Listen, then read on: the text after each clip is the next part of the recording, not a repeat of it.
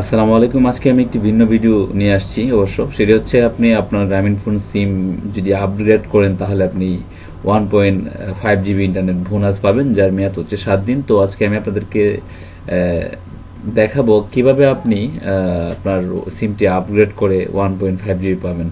দেখাবো বলতে আমি আপনাদেরকে আপনার বিস্তারিত ডিটেলসটা আমি আমার ডিসক্রিপশনে দিয়ে দিব। আপনি কিভাবে সিমটা ক্রয় করতে হবে এবং কিভাবে রিপ্লেস করতে হবে, আপনার নিকটস্থ কোনো কাস্টমার কেয়ারে গিয়ে যখন আপনি সিমটা দিবেন তখন তারা সেই রিপ্লেসমেন্ট করে দিবে গ্রামীণ ফোন সেন্টারে। অবশ্য গ্রামীণ ফোন সেন্টার হতে হবে, গ্রামীণ ফোন সেন্টার ছাড়া কিন্তু আপনি সিমটা পাবেন না।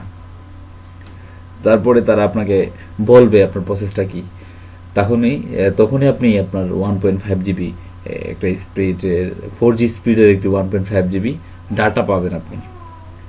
তো আমার আজকের ভিডিওটা এটাই ছিল যে আসলে 4G সিম যদি আমি আমার 3G সিমটাকে যদি এখন 4G সিমে আপগ্রেড করি তাহলে আমি কি আসলে প্রকৃতপক্ষে কি 1.5G পাবো কিনা। হ্যাঁ, এটা সত্য পাবেন।